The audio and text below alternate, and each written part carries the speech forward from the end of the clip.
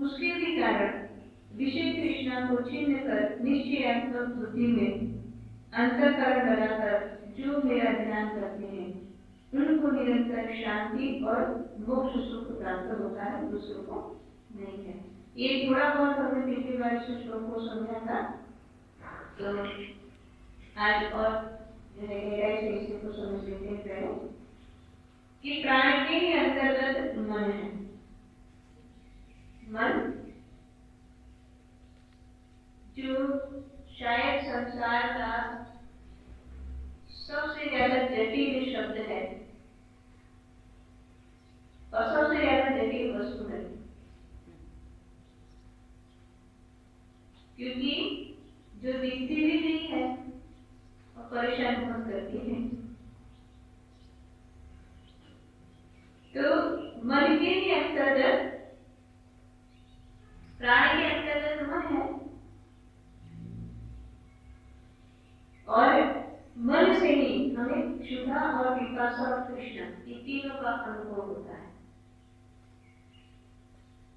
प्राण के अंतर्गत मन है, ये किस रूप में कहा जाता है? तो आत्मा जो है निश्चल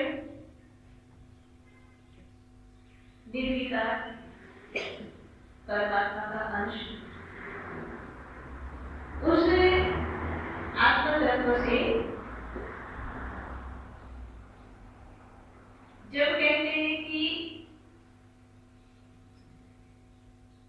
संसार के अंदर आने के बाद जो इच्छा की लहर पैदा होती है उसको मन कहा जाता है। इसलिए मन के अंदर हमें हमेशा इच्छाओं की ही प्राप्ति होती है, क्योंकि उसकी उत्पत्ति ही इच्छा से हुई। तो इसलिए ऐसे मन से हमको क्या क्या अनुभव होता है? तो सबसे पहले कहा क्षुधा, पिपासा और तृष्णा। क्षुधा को आमतौर पर कहा जाता है, क्षुधा का मतलब होता है भूख लगना, लेकिन क्षुधा और भूख में थोड़ा सा फर्क है। भूख जो होती है, जिसके अंतर्गत हम ये समझते हैं कि भोजन की आवश्यकता है, इसलिए हमको भूख लगी। लेकिन जिस तरह से हमने समझा था कि आहार और भोजन में फर्क है, इसी तरह से क्षुधा और भूख में भी फर्क है। तो क्षुधा सिर्फ पेट के लिए नहीं है, लेकिन सारी इंद्रियों से जुड़ी हुई जो भी और इच्छाएं हैं उन सबको क्षुधा के अंदर लिया जा सकता है। और इसी तरह से पिपासा, पिपासा का मतलब होता है प्यास। जो प्यास होती है, आमतौर पर हम कहते हैं कि प्यास यानी पानी की जरूरत है, शरीर को पानी की जरूरत है, इसलिए हमको प्यास लगी। लेकिन इस शब्द को भी बहुत ही और विशाल स्तर पर समझ सकते हैं। प्यास का मतलब सिर्फ पानी नहीं, लेकिन बहुत सारी चीजों की प्यास हो सकती है मनुष्य को। तो इनका अनुभव हमें जीवन में होता है, किसके कारण होता है? मन के कारण। और साथ ही साथ तृष्णा, तृष्णा मतलब कुछ पाने की इच्छा। तो ये तीनों जब तक हमारे मन के माध्यम से मन को करते हैं और उसी के कारण हम कोई न कोई कर्म करेंगे। अगर क्षुधा है, क्षुधा किसी भी चीज की हो सकती है, अपने नाम की, कि मेरा नाम हो जाए, संसार में मेरी वाह वाह हो जाए, मेरे जैसा कोई ना हो, कई तरह की क्षुधा हो सकती है। तो जब ये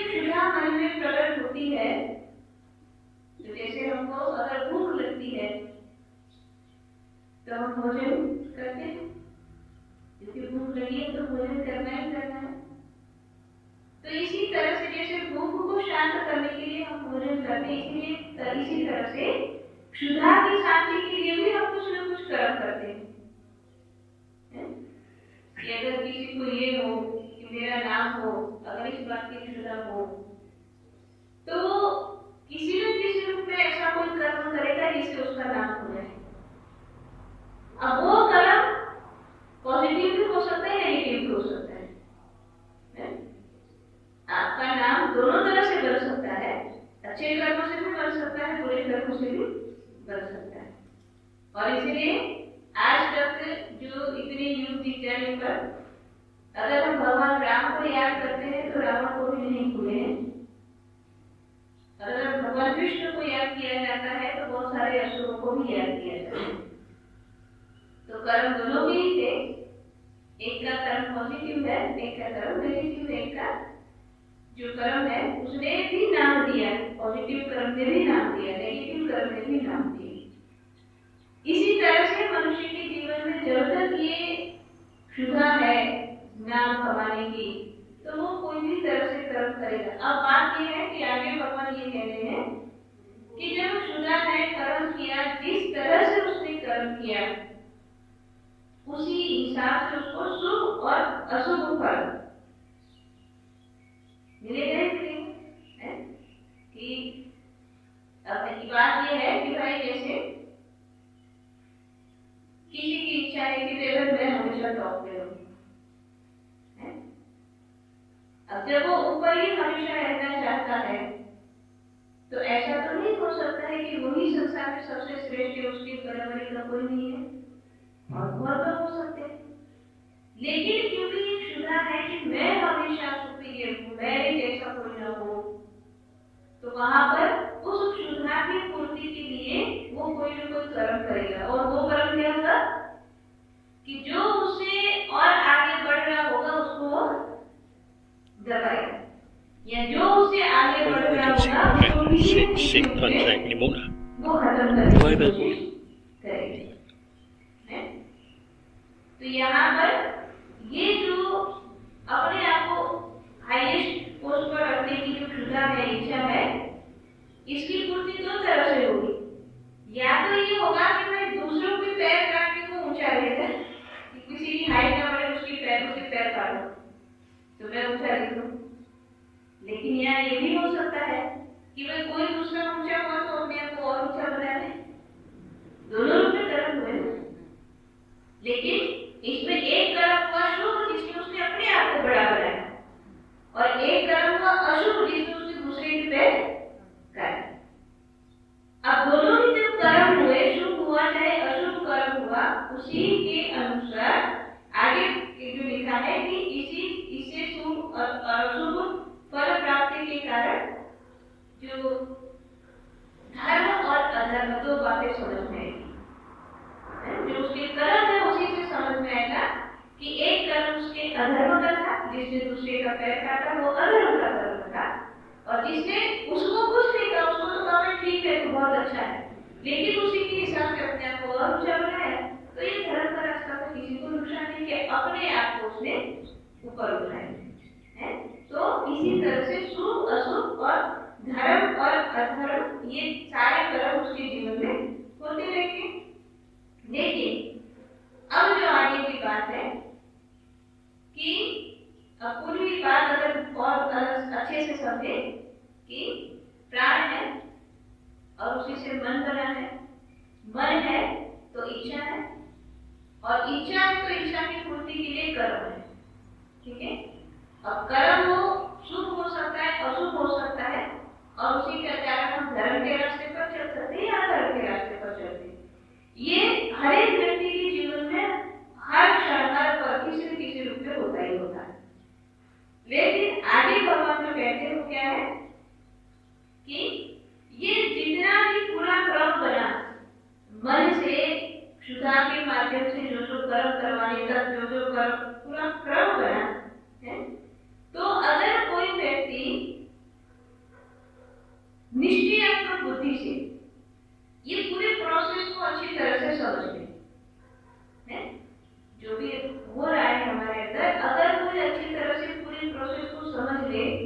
कि मेरे जीवन में अधर्म क्यों आता है या मेरे जीवन में धर्म क्यों है।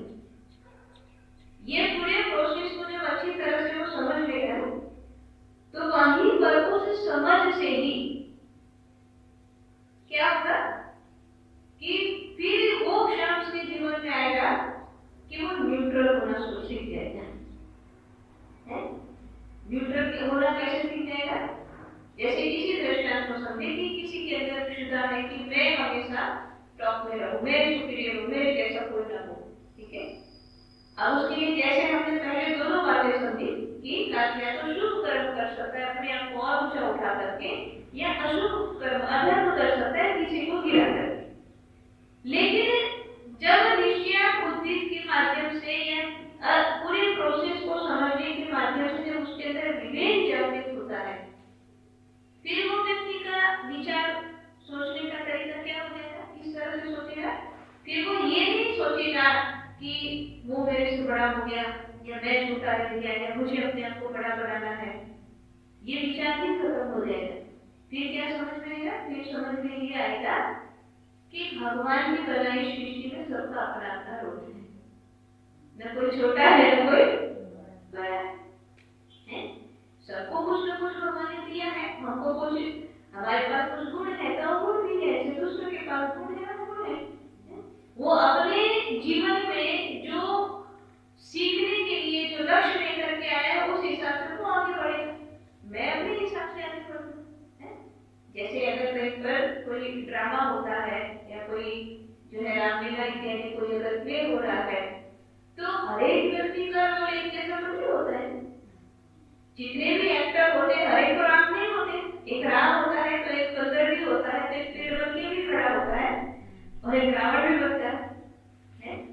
तो हर एक जितने एक्टर है वो सारे जो अगर जो एक तो ठीक है, एक तो राम की जो है एक्टिंग करने का मौका मिला है वो राम बना है, लेकिन जिसको जो है राम बनने का मौका नहीं मिला है लेकिन उसके लिए उस पूरी जो है ड्रामा में अगर उसको रोल मिला है कि वो जो है बंदर बन करके और उछल कूद करे, ठीक है।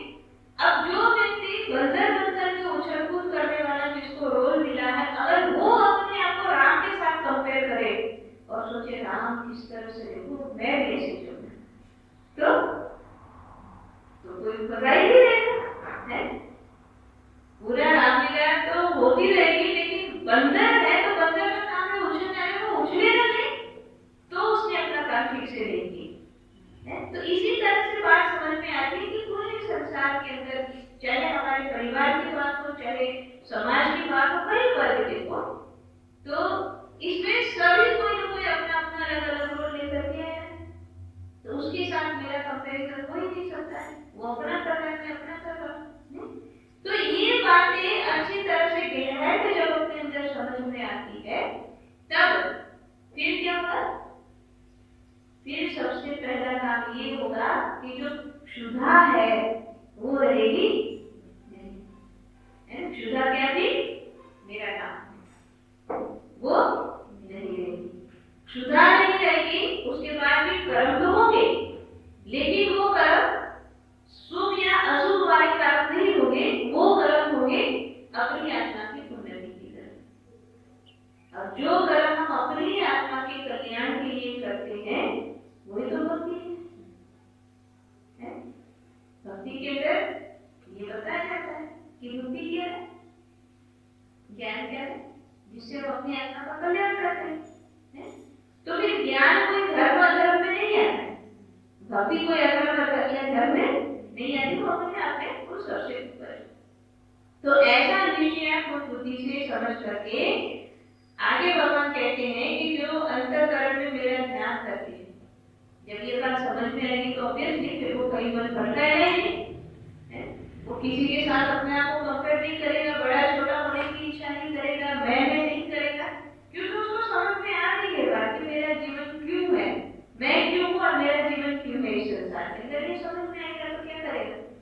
अपना मन नाम में लगाएगा, अपना मन अंतर्मुख करेगा, भगवान के साथ जुड़ने में अपनी पूरी कोशिश होना लगेगी उसकी। फिर बाहर की दुनिया में उसको कुछ नहीं सुनेगा, जो भी कर रहा है करे। कोई आगे बढ़ रहा है तो बढ़े, उसको बाहर आगे बढ़ना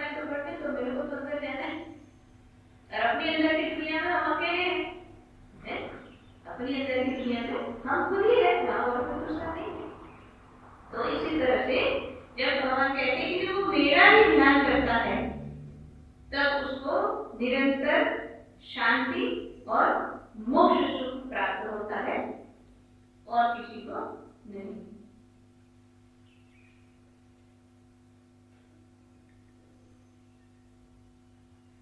सिर्फ उसी को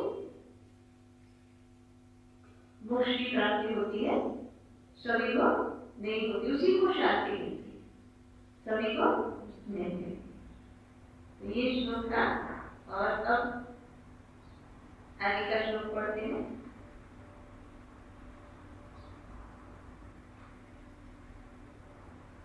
कि जहां वाणी की गति नहीं, जहां मन नहीं पहुंच सकता, इस प्रकार आनंद ब्रह्म स्वरूप मेरे जानने वाले को कहीं से भय प्राप्त नहीं होता है।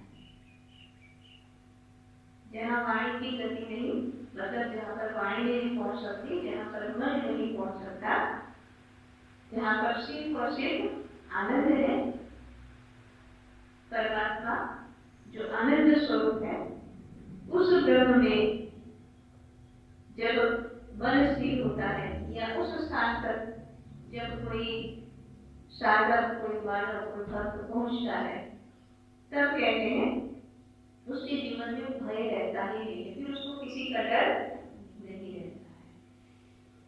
तो क्यों नहीं रहता है डर? तो डर इसलिए नहीं रहता है क्योंकि फिर वो अपने लक्ष्य को प्राप्त कर लिया है। जैसे कोई अगर दौड़ हो रही है, रेस हो रही है, तो जब दौड़ रहे हैं सब लोग, तो आगे बढ़ते बढ़ते फिर अंदर एक तरह से चिंतन शुरू होता है कि कहीं मैं पीछे न रह जाऊं, तो एक डर बना रहता है कि मैं जीतूंगा कि नहीं जीतूंगा, दूसरा मेरे से आगे निकल गया ये। लेकिन जब दौड़ समाप्त हो गई है, फाइनल जहां तक पहुंचना था पहुंच गए, उसके बाहर निकल गए, फिर तो कोई डर नहीं है। क्यों? क्योंकि मंजिल को पा लिया। जब तक मंजिल नहीं मिली तभी तक भाग रहे थे, तभी तक डर था। तो यहाँ ये बात है कि जब हम उस आनंद स्वरूप में, ब्रह्म स्वरूप में स्थित हो जाता है, कोई भी हम स्थित हो जाते हैं, तो वहां पर जहां पर परमात्मा है, जहाँ पर न अंधकार है न कोई भय, किसी तरह का भय नहीं, इसलिए उस मानव को कोई डर नहीं रहता है। इस कारण देवता मेरे वचन जो कि आत्मस्वरूप ज्ञान के देने वाले हैं, सुनकर मेरे नाम का जप करके मेरे लिए ध्यान कराया हुए। ये जो बात सारी हम यीशु पे सुन रहे हैं कि भगवान ने ये भगवान रामचंद्र जी को समझाते हुए ये कह रहे थे कि जब एक समय सारे देवता और भगवान ब्रह्मदेव इत्यादि के सामने जो है भगवान जब वो बद्राचल पर्वत पर गए थे, उस समय भगवान अपने आप को प्रकट करते हैं, उनकी बुद्धि को हर लेते, ये कथा में सुना है। और तब भगवान ने उनको ये सारा सत्संग सुनाया। तो ये सारी बातें जब देवता सुन रहे हैं, भगवान ने उन देवताओं को सुनाया, तब क्या हुआ? तो भगवान कहते हैं कि जब सारी बातें सुनी तब देवताओं ने और मेरे नाम का जप कर दिया और मेरे ही ध्यान कराए हुए। तो जब इन बातों को देवताओं ने सुना, उनको बात समझ में आई, तो मन फिर इधर उधर कहीं नहीं गया, लेकिन सिर्फ उसे ऊपर नाम में लगा। मन नाम में लगा, मन अंतर्मुख हुआ, ध्यान में लीन हुए, और इसी के कारण भगवान कहते हैं कि वे सब मेरे सायुज्य को प्राप्त हो गए, मतलब उनको फिर सायुज्य मुक्ति मिल गई। और क्योंकि देवताओं को जो है मनुष्य से जो है एक श्रेणी ऊपर गिरा जाता है। क्यों वो मनुष्य से एक श्रेणी ऊपर है? तो उसका ये रीजन है कि वो सायुज्य मुक्ति को प्राप्त हुए हैं और इसीलिए वो देवता है। आगे लिखा है कि यह सब वस्तु मुझसे ही उत्पन्न हो रही है, मुझ में ही प्रतिष्ठित है, अंत में मुझी में लय हो जाती है और मैं ही अद्वय ब्रह्म हूँ। मैं ही सूक्ष्म से भी अति सूक्ष्म, महान से भी महान विश्वरूप निर्लेप पुरातन पुरुष सर्वेश्वर तेजोमय शिव। तो संसार में जो भी दिख रहा है भगवान कहते हैं ये मुझसे उत्पन्न हुआ, मुझे प्रतिष्ठित है और अंत में मुझे में वो लय हो जाती है, मतलब मुझ में मिल जाती है। संसार में जो सूक्ष्म है उससे भी सूक्ष्म, सबसे सूक्ष्म कोई है तो परमात्मा है, सबसे महान है वो भी सिर्फ परमात्मा है, और वो पुरातन है मतलब सबसे प्राचीन है, निर्लेप है मतलब किसी तरह से किसी भी वस्तु से वो लिपायमान नहीं होते हैं, तेजोमय है यानी प्रकाश स्वरूप है। ये भगवान अपने रूप के बारे में वर्णन बता रहे हैं।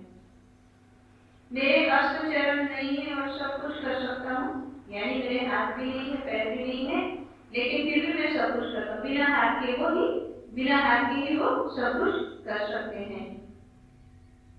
मेरे भौतिक नेत्र नहीं है तथा मैं सब कुछ न देखता हूँ।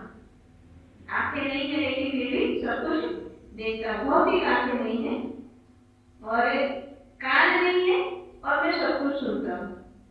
मैं सत असत सब विचारों को जानता हूँ। मेरा एकांत स्वरूप है और मेरा जानने वाला कोई नहीं, मैं सदा चैतन्य स्वरूप। तो परब्रह्म की जो शक्ति है उसकी महिमा का बखान है कि हाथ नहीं है फिर भी सब कुछ करते हैं, चरण नहीं है फिर भी सब जगह वही पहुंचे हुए हैं, आंखें भौतिक चक्षु नहीं है लेकिन फिर भी वो सब कुछ देखते हैं, भौतिक कान नहीं है लेकिन फिर भी वो सब कुछ सुनते हैं। और जो आगे जो बात कही वो बात कि सब विचार को मैं जानता हूँ। हमारे अंदर जितने भी विचार पैदा होते हैं भगवान कहते हैं सारे विचारों को जानता हूँ। तो ऐसा ही भगवान का जो स्वरूप है चैतन्य स्वरूप है। और भगवान जो यह बात कहते हैं कि ऐसा जो स्वरूप है उसको जानने वाला कोई नहीं। क्यों ऐसा कहा? क्योंकि अगर हम ये बात अच्छी तरह से जान लेते तो कितने अलर्ट हो जाते कि हमारे हर एक विचार भगवान को पता है, यही बात हम भूल जाते। इसलिए भगवान कहते हैं कि इस बात को जानने वाला कोई नहीं है। आगे कहते कि संपूर्ण वेदों में मैं ही जानने योग्य हूँ, वेदांत का कर्ता और वेद का जानने वाला भी मैं ही हूँ। मुझ में पाप और पुण्य नहीं, मेरा नाश तथा जन्म नहीं है और मुझे देह इंद्रिय और बुद्धि का संबंध नहीं है। संपूर्ण वेदों में जानने वाला मैं हूँ, यानी जानने योग्य मैं हूँ। वेदों में चाहे बहुत कुछ वर्णन लिखा होगा लेकिन भगवान कहते हैं कि वेदों का सार नहीं जानना है। वेदों को पढ़ने के बाद तो जानने के लिए बाकी रह जाता है तो वो मैं ही हूँ, मुझे ही जानना है। और मुझ में पाप नहीं है, पुण्य नहीं है, मतलब ये है कि करता है सब कुछ संसार को वही संभाल है लेकिन फिर भी पाप पुण्य से परे है। उनका जन्म नहीं है इसलिए उनका नाश भी नहीं होता है। और ये सब क्यों संभव है? क्योंकि उनके पास वो पंच भौतिक देह उन्होंने धारण नहीं किया है। इसलिए कहते हैं कि इंद्रियां, देह और बुद्धि का संबंध मुझे नहीं ही सबसे परे है। भूमि, जल, तेज, वायु, आकाश मैं इनमें लिप्त नहीं हूँ, यानी पंच भौतिक जो भी हमने बात की। कौन भौतिक शरीर है तो उसकी उत्पत्ति है, उत्पत्ति तो नाश है, लेकिन भगवान स्वयं कहते हैं पांच महाभूत से मैं परे हूँ, मैं उसमें लिप्त नहीं हूँ। इसलिए उनको निर्लेप कहा जाता है कि भूमि, जल, तेज, वायु, आकाश इनमें मैं लिप्त नहीं हूँ। इस प्रकार से पंचकोशात्मक गुहा में निवास करने वाला निर्विकार, संग रहित, सर्वसाक्षी, कार्य कारण भेद शून्य परमात्मा हूँ। जो मुझको इस प्रकार से जानते हैं वह मेरे शुद्ध परमात्मा स्वरूप को प्राप्त होते हैं। तो पांच महाभूत जो है पृथ्वी, जल, तेज, वायु, आकाश, भगवान कहते हैं कि मैं उसमें लिप्त नहीं हूँ, लेकिन फिर भी आगे कहते हैं कि फिर भी जब लिप्त तो नहीं है लेकिन रहते तो इसी के अंदर है। इसलिए क्या कहा आगे कि पंचकोशात्मक गुहा में निवास करने वाला। पंचकोशात्मक गुहा, गुहा यानी गुहा। कैसे गुहा है? पांच कोश पर। पांच कोश कहाँ पर है? हमने सुना है चीजें, भजन में भी जाते हैं कि पांच कोश से तुझे न्यारा, तीन गुणों से भी तू न्यारा। साक्षी स्वरूप कोई कोई जाने, तेरा सत्यचित आनंद रूप कोई कोई जाने। तो 5 कोश कौन कौन से है? याद भी है कि भूल गए? 5 कोश है। हमारा ये शरीर 5 कोशों से बना हुआ है। शरीर, मन, अग्नि, वायु। सबसे पहला कोश है अन्नमय, फिर प्राणमय, फिर मनमय, फिर विज्ञानमय, फिर आनंदमय। अन्नमय कोश यानी हमारा ये शरीर पंचकोश, क्योंकि ये अन्न से किसको पोषण मिलता है? तो ये 5 कोश, अन्नमय कोश, प्राणमय कोश, मनोमय कोश, विज्ञानमय कोश और आनंदमय, ये 5 कोश। तो भगवान कहते हैं 5 कोश से बनी हुई जो गुफा है, यानी ये उसके अंदर रहते हैं, निवास करने वाला, इसके अंदर निवास करते हैं भगवान। 5 कोशों से बनी इस गुफा में रहते हैं। अब कैसे है वो? इसमें रहने वाले निर्विकार, विकार नहीं है उनके कोई, संग रहित, संग मतलब जुड़ना, संग मतलब अटैचमेंट है, तो वो है इसी के अंदर, लेकिन फिर भी इससे जुड़े हुए नहीं है। सर्व साक्षी, सबके साक्षी है, साक्षी यानी विटनेस, जो भी हो रहा है सब वो देखते हैं, सबका उनको पता है। कार्य कारण भेद शून्य, कार्य कारण यानी कार्य जो किया जाता है उसके पीछे कोई ना कोई कारण होता है।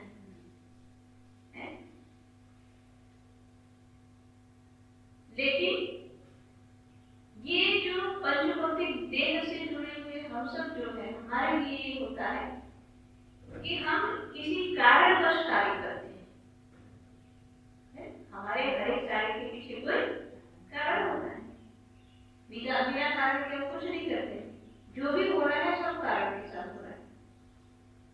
लेकिन परमात्मा का, चाहे हम सृष्टि निर्माण, सृष्टि का पालन, सृष्टि का संहार, जो भी सारा सब कुछ देखें,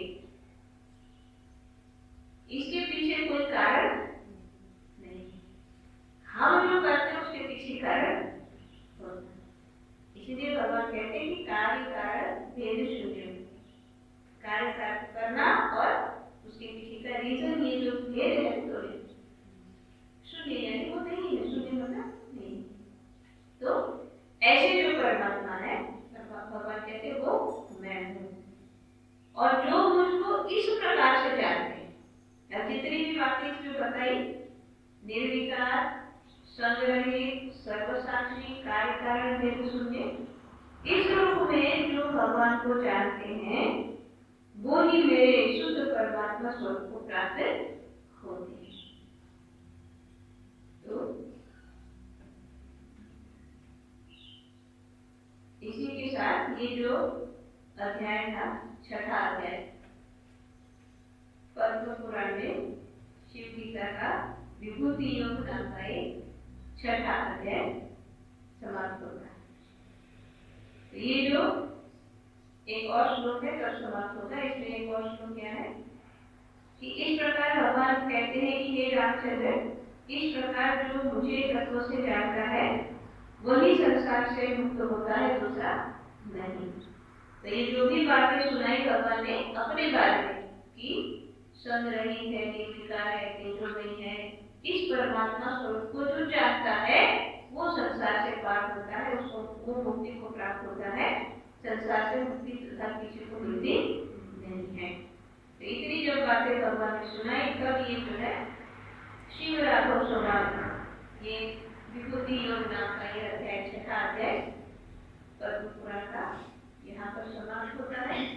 जब भगवान इतनी सारी जो है ज्ञान की बातें सुना चुके, जिसमें अपने आप को उन्होंने प्रकट किया कि मैं कौन हूँ, किस रूप में हूँ, कहाँ हूँ, कैसे हूँ, सब कुछ पूरी बात जब सुना चुके हैं भगवान शंकर, शिव जी ये सारी बातें जब सुना चुके हैं, अब भगवान राम पूछते हैं ये तो भगवान राम और शिव जी का संवाद है।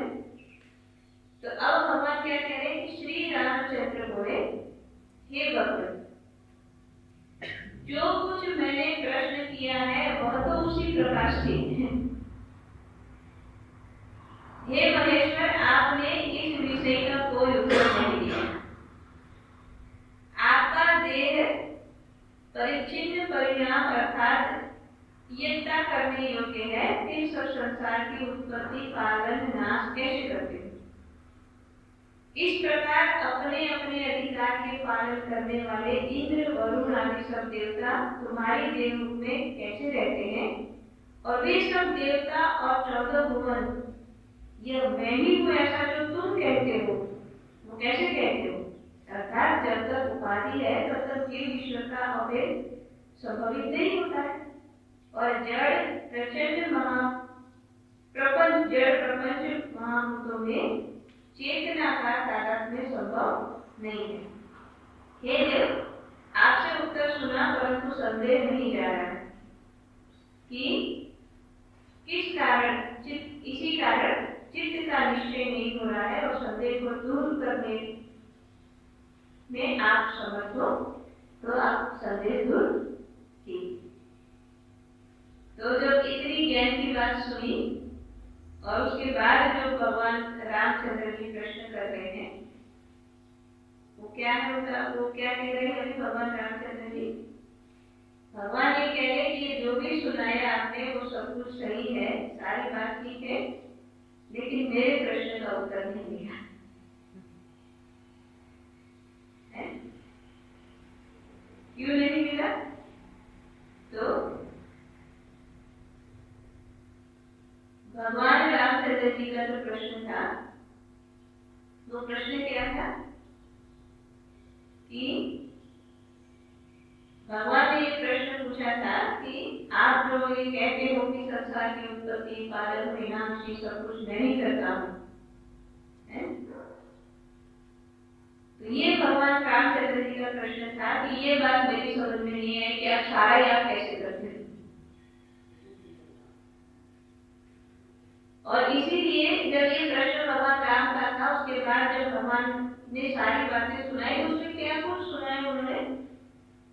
सभी कुछ सुनाया कि कहाँ से उत्पत्ति होती है, किस तरह से होता है, क्या क्या होता है, सारी बातें सुनाई। लेकिन जो प्रश्न की बात थी कि आप करते कैसे हो, वो भगवान ने नहीं बताया। मैं ये करता हूँ या मैं ऐसा हूँ, ये सब कुछ बताया, लेकिन जो एसेंस की बात थी, जो पूछना चाहते थे भगवान रामचंद्र जी कि आप करते कैसे, वो सीक्रेट भगवान ने नहीं बताया। इसलिए भगवान रामचंद्र जी कहते हैं कि मेरा प्रश्न तो वही का वही है, आपने बहुत सारी बातें सुना दी, लेकिन मेरे विषय का कोई उत्तर आपने नहीं दिया। तो इसलिए प्रश्न फिर से वही पूछ रहे हैं, ये जो आप कह रहे हो कि जो है उत्पत्ति विनाश पालन सब कुछ आप करते हो, और जो है जड़ भी है, चैतन्य है, महाभूत है, सभी की बात आप कह रहे हो कि सब कुछ आप ही करते हो, तो ये बात मेरी समझ में नहीं आई और मेरा संदेह तो नहीं था वही। इतना सुनने के बाद भी मेरा प्रश्न तो खत्म नहीं हुआ। जब भगवान रामचंद्र जी ने फिर से कहा कि मेरी समझ में बात नहीं है, तो तीसरा मतलब और सत्संग सुनाई भगवान। तो अब आगे भगवान शंकर जो है उस बात का उत्तर देते हुए कहते हैं, श्री भगवान बोले, जो सूक्ष्म वट के बीज में जिस प्रकार महान वट का वृक्ष सदा रहता है, उसी से वह वट वृक्ष निकल भी आता है। और यदि ऐसा न हो तो बताओ यह वट वृक्ष कहाँ से आता है? इसी प्रकार मेरे सूक्ष्म शरीर से सब भूतों का जन्म पालन और नाश होता है। जिस प्रकार से जल के बीच में बड़ा सेंधे का खंड डालने से वह उसमें विलीन हो जाता है, दिखता नहीं है, पीछे उस जल को अग्नि में औटाने से वो पुरोगत प्राप्त हो जाता है। अथवा जैसे प्रतिदिन सूर्य से प्रकाश उत्पन्न होता है और संध्या समय विलीन हो जाता है, इसी प्रकार मुझ से जगत उत्पन्न होकर विलीन हो जाता है और मुझी में स्थिर रहता है। हे सुव्रत राम, तुम जैसा जल। तीन दृष्टांत दिए। सबसे पहले कहा कि जैसे वट के बीच में, वट वृक्ष यानी बड़ का पेड़, तो इतना विशाल, इतना फैला हुआ वट वृक्ष है, कहाँ से आया? बीच में से है? जो उसके छोटे छोटे, इतने छोटे छोटे तो उसके लगते हैं फल, वो जब गिरते हैं और उस जो दिखता है उसके अंदर भी इतने छोटे छोटे उसके दाने के उसका बीज होता है। तो उस बीज में से इतना बड़ा वट वृक्ष बना। जैसे ये क्यों समझा रहे हैं कि ये हमको दिख रहा है, इसलिए बता रहे हैं कि जैसे इतने छोटे से बीज से इतना बड़ा वट वृक्ष बनता है, इसी तरह से सबसे सूक्ष्म परमात्मा से ये सारा संसार बनता है। ये समझाने के लिए होता है, क्योंकि भगवान लोग कह रहे हैं मेरे समझ में नहीं आया फिर भी कि आप उत्पत्ति कैसे करते हो, ये कैसे करते हो, इसलिए जो दिख रहा है दृष्टांत वो बता रहे हैं। और दूसरा क्या होता है कि जैसे जल के बीच में सैंधव का खंड, जैसे उस समय जो सैद्धांतिक यूज करते होंगे इसलिए कहा सैंधव के बारे में। तो ना जैसे इस तरह से नमक है, अब पानी में आप नमक डालो और उसमें वो घुल जाएगा, तो दिख नहीं रहा है। लेकिन फिर कहते हैं कि उस जल को अग्नि में औटाने से, फिर अगर उस पानी को उबालो अच्छी तरह से, उबलते उबलते पानी उड़ जाएगा तो नमक रह जाएगा, है? तो पहले भी नमक था और बाद में भी क्या बचा? नमक। नमक था, पानी में मिल गया, पानी खत्म हो गया, नमक बच गया। इस तरह से परमात्मा की शक्ति है, वो शक्ति संसार में मिल गई, संसार का सारा जो है विस्तार हुआ, आखिर में संसार खत्म हो गया तो कौन बच गई? परमात्मा। जैसे पहले नमक था, पानी में घुल गया, पानी खत्म हो गया, नमक बच गया, उसी तरह से परमात्मा है, संसार में व्याप्त है, संसार खत्म हो गया तो परमात्मा बच गया। और तीसरा दृष्टांत दिया कि जैसे प्रतिदिन सूर्य से प्रकाश उत्पन्न होता है, जैसे सूर्य की किरणें हमें हमेशा मिलती है, सुबह हुई सूर्य की प्रकाश की किरणें हमारे पास, सुबह हुई सूरज का प्रकाश हमको मिला, और जैसे शाम ढल गई, रात्रि की तरफ जैसे जैसे हम आगे बढ़ते हैं फिर हमको सूर्य का प्रकाश नहीं मिलता है। तो इसी बात को समझाया जा रहा है कि जैसे सूर्य का प्रकाश सुबह में उदय हुआ और शाम को विलीन हो गया, पूरा दिन भर रहा, शाम को विलीन हो गया। इसी तरह से ये जो सारा संसार है, जगत है, तो मुझी से उत्पन्न हुआ, या जैसे सुबह हमको प्रकाश मिला उसी तरह से भगवान कहते मेरे अंदर से संसार पैदा हुआ, और जैसे शाम को अंधेरा हो गया इसी तरह से मेरे अंदर से ही ये सारा संसार खत्म भी हो गया। तो जिस तरह से हमको प्रकाश और अंधकार दिख रहा है, दृष्टांत क्यों दिए सारे? ये सारे दृष्टांत वो दिए गए जो हम अपनी आंखों से देखते हैं रोज। अब तक जो सारी बातें सुन रही, वो क्या बातें थी? वो समझने वाली, वो दिखती नहीं थी। जो अभी इसके प्रश्न जो भगवान राम ने सुना, इसके पहले जो बात सुनी उसमें क्या था? समंदर की बातें, अंदर की बातें। जैसे कहा होते हैं कि 5 पुरुष वाला जो गुफा है उसके अंदर, तो अंदर की बात है। लेकिन ये जो दृष्टांत क्या दिए, जो हम बाहर देख रहे हैं, क्योंकि हम और आप जैसे मानव का जो है ज्यादातर समय मन बुद्धि बाहर की दुनिया में होती है, इसलिए बाहर की दुनिया के दृष्टांत हमको बड़ी जल्दी समझ में आते हैं, क्योंकि वही हम ज्यादातर रहते हैं। मन से बुद्धि से संसार में ज्यादा रहते, इसलिए वो दृष्टांत जल्दी समझ में आते। इसीलिए हम भगवान ने वो दृष्टांत दिए जो बाहर दुनिया में दिखते हैं, जो सब जानते हैं।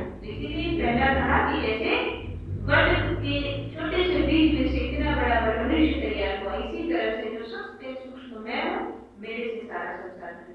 अब ये तो दिख रहा है तो पता है, इसके लिए तो कोई आर्ग्यूमेंट नहीं है, वो तो पता है कि मैं वो बीज से ही तो इतना बड़ा प्रयोग बना। इसी तरह से मैं ऐसे संसार कर। अब ये बात तो समझ में आ गई, उसको समझने में ज्यादा मेहनत नहीं लगती क्योंकि वो दिख रहा है। तो इस तरह से तीनों अलग अलग दृष्टांत दे करके भगवान ने जो प्रश्न था भगवान राम का उसका उत्तर दिया। लेकिन इतना सुनने के बाद भी भगवान राम भी कहते हैं कि श्री रामचंद्र बोले हे भगवान, आपने दृष्टांत से प्रतिपादन किया, परंतु जिस प्रकार दिशाओं के भ्रम वाले उत्तर आदि दिशाओं का भ्रम वाले को उत्तर आदि दिशाओं का भ्रम हो जाता है, इसी प्रकार मुझे भी भ्रम हो गया और ये भ्रम खत्म नहीं होता है मेरे तक। तो अब भगवान कहते हैं कि आपने जो किया, क्योंकि वो जो दृष्टांत दिए वटवृक्ष वाले, शैलवनम वाले और सूर्य प्रकाश का वो समझ में आया, ऐसा तो था भगवान कुछ हद तक समझे। लेकिन अब क्या कह रहे हैं कि आपने जो भी कहा, जिस प्रकार से समझाने की कोशिश की, वो सब कुछ आपकी तरफ से सब कुछ ठीक है, लेकिन प्रॉब्लम मेरी तरफ से क्या प्रॉब्लम है? तो कहते हैं जिस तरह से किसी को अगर दिशा भ्रम हो जाए, दिशा भ्रम मतलब कंफ्यूजन हो जाए कि भाई उत्तर कहाँ और पूर्व कहाँ पश्चिम कहाँ, तो जैसे इसमें कंफ्यूजन होने पर क्या होगा, तो सोचते रहेगा कि उत्तर यहाँ है कि यहाँ है कि यहाँ है कि यहाँ है। तो जैसे कंफ्यूजन में गोल गोल घूमता रहता है कि मैं इधर जाऊँ कि इधर जाऊँ, इधर जाऊँ कि इधर जाऊँ, दिशा नहीं समझ में आ रही, तो उसको कहते हैं दिशा भ्रम। तो भगवान कहते हैं इसी तरह जैसे दिशा भ्रम जिसको हो जाता है और उसको कोई मार्ग नहीं सूझता है, ऐसी हालत मेरी है और इसलिए मेरे को भी कोई बात समझ में नहीं आ रही। तो अब मैं क्या करूं? तो अब भगवान रामचंद्र जी ने कह दिया कि भाई आप इतने अच्छे से चाहे कितना भी समझा रहे हो, लेकिन मेरी समझ में एक ही बात नहीं आ रही है, अब क्या किया जाए? तो अब ये जो प्रश्न है भगवान का, उसका उत्तर क्या मिलता है, एक अगली बार सुनेंगे।